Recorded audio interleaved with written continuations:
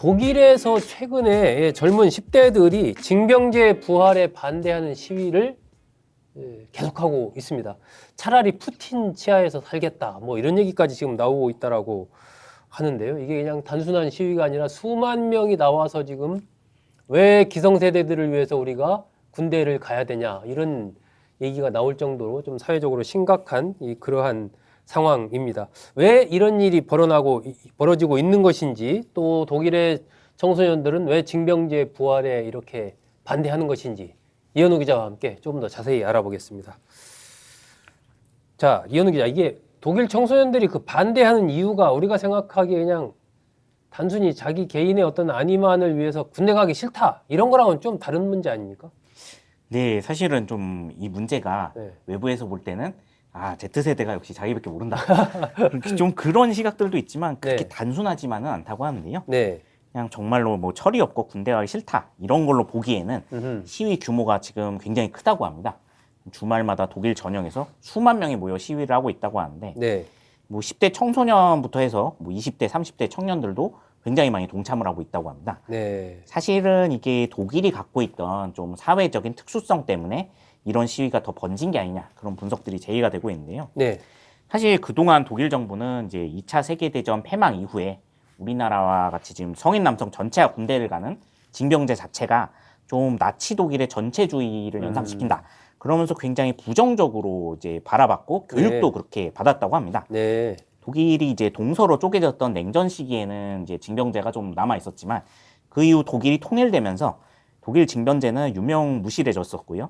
2011년에는 공식적으로 폐지됐었습니다. 아, 예. 그러니까 지금 청소년 세대들의 부모 세대인 40대, 50대부터 이제 20대, 30대 청년들도 대부분 군대에 안 갔던 건데요.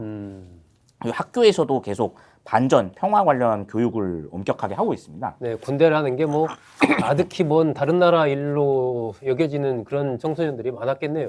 그렇습니다. 이제 뭐 당시 뭐 히틀러, 뭐 나치당 관련 교육 그리고 군사 교육 이런 것도 굉장히 금기시하고 있는 상황이다 보니까. 네.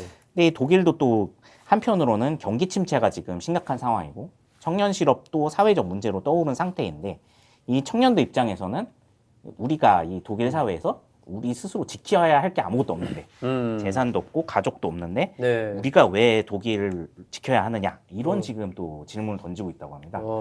이 문제도 좀 심각한 상황인데요. 사실은 이제 지금까지는 청년들이 전쟁 참여에 대해 의문을 제기하면서 우리가 나라를 왜 지켜야 되느냐 네. 이런 질문을 한 번도 한 적이 없기 때문에 예. 예, 그렇습니다. 그래서 이제 그러다 보니 그동안의 교육도 그렇고 전체주의 사상이 무조건 위험하다.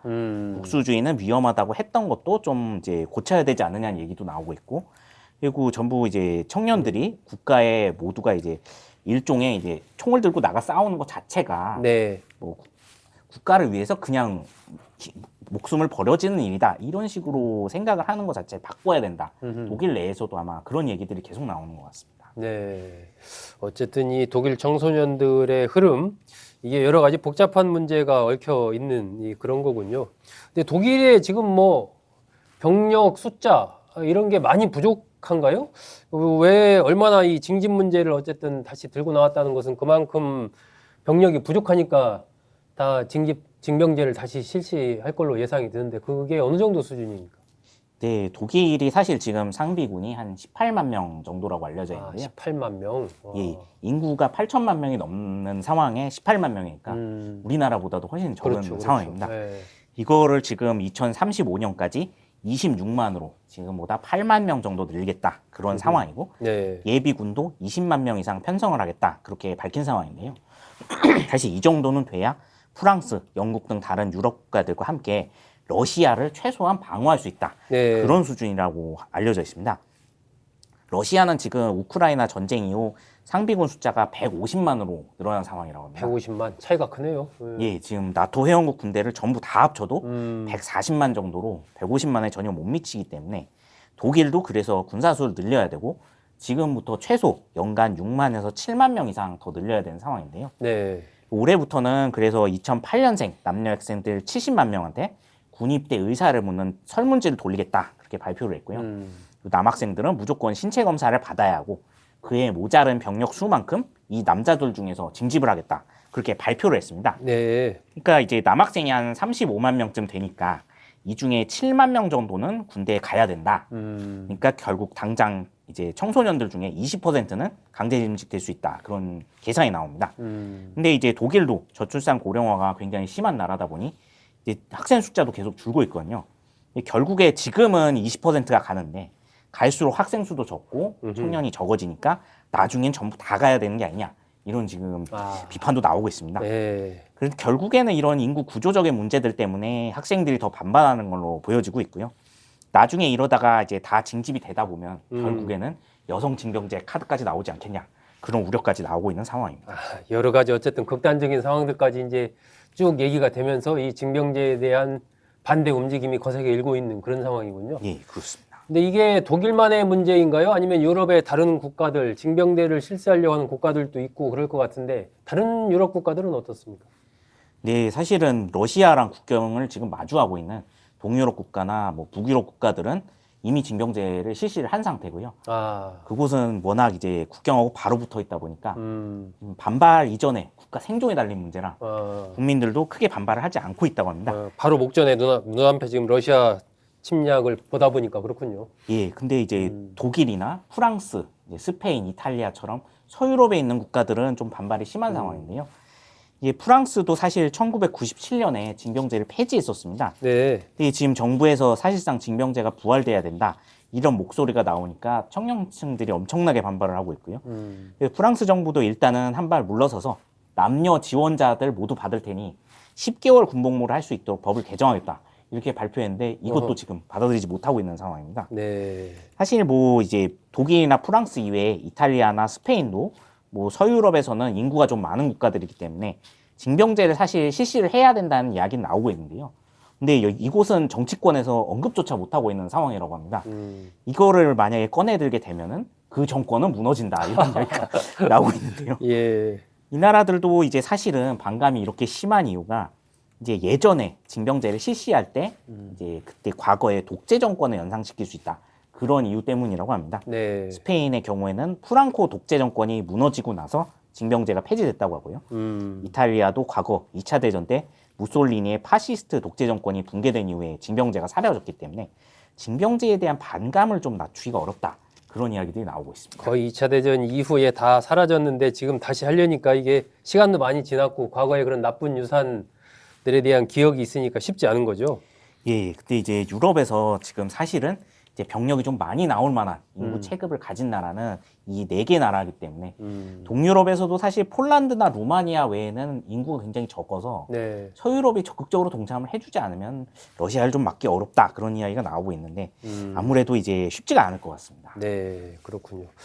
러시아가 더 분열이 돼갖고 작은 나라로 많이 나눠지면 사실 이런 고민이 좀 네. 덜해도 될 텐데, 그죠? 워낙 그 유럽의 러시아에 대한 공포 이런 것이 이제 징병제로까지 지금 연결이 되고 있는 상황이군요. 근데 이게 뭐 우리나라 같은 경우도 사실 징병제 부분에 대해서 여러 가지 말이 많고 Z세대를 포함해서 젊은 세대에서 우리도 계속해서 이제 복무 연한을 줄여왔잖아요. 예, 그렇습니다. 우리나라 포함한 이런 좀 앞으로의 전망 어떻게 봐야 됩니까? 네, 사실은 뭐 군대에 대한 이 의식 자체는 이제 우리나라를 비롯해서 아시아권 국가들은 그나마 대부분의 남성들이 가다 보니까 좀 나은 편이라고는 할 수 있는데요. 네. 다만 이제 저출산 문제가 가장 큰 고민이라고 합니다. 전 세계적으로 Z세대가 사실 숫자 자체가 워낙 적은 상황이기 때문인데요. 네. 우리나라의 경우에도 지금 신생아 숫자가 이제 연간 23만 명에서 24만 명대인데 이제 이들의 부모 세대는 70에서 80만 명대였습니다. 거의 3분의 1 토막이네요. 예, 그렇습니다. 그러다 보니까 이제는 사실은 군대에 대한 의식 이전에 사람이 없어서 그게 가장 큰 문제라고 하는데요. 유럽 국가들도 뭐 이런 군대에 대한 부정적 인식은 앞으로 좀 개선이 가능한데 저출산 문제는 어떻게 할 도리가 없기 때문에 상당히 그걸 고심을 하고 있다고 합니다. 이제 당장 뭐 유럽 같은 경우에는 대신에 이제 중동이나 아프리카에서 난민 출신 사람들이 많이 오기 때문에 그들을 차라리 군대에 영입을 하자 이런 이야기도 나오고는 있습니다. 근데 아무리 유럽에 와서 정착을 한 사람들이라 해도 이제 인종차별 문제도 해결을 해야 되고 네. 종교 문화적 차이가 굉장히 심한 상황이라 이들을 어떻게 융합을 시키느냐가 굉장히 어려운 과제로 나오고 있고요. 그리고 또 하나의 문제는 이들 중 일부는 또 중동의 테러 조직 요원들이 들어올 수가 있어서 아, 그렇죠. 예, 네. 그런 위험성 때문에 쉽게 검토하기가 어려울 걸로 예상되고 있습니다. 그래서 이제 앞으로 뭐 기술이 더 발전되면은 뭐 로봇을 이제 징병을 해야 되지 않냐 그런 얘기까지 나오는데 가장 쉽게 우리가 생각할 만한 대안이죠. 예, 그렇습니다. 네, 그것도 기술적으로는 앞으로 좀 더 시간이 걸릴 것 같아서 결국에는 Z세대들과의 사회적 합의, 네. 징병제에 대한 인식 개선이 일단 징병제에 대한 거부감을 낮추는 게 가장 중요하다. 그런 식으로 이야기가 나오고 있습니다. 네, 그렇군요. 네, 이현우 기자와 함께 유럽, 특히 독일에서 일고 있는 지금 10대 청소년들의 징병제 반대 움직임, 그 배경은 무엇인지, 그리고 유럽, 나아가 우리나라에 미치는 영향은 또 어떤 것인지 알아봤습니다. 이현우 기자, 수고했습니다. 네, 감사합니다.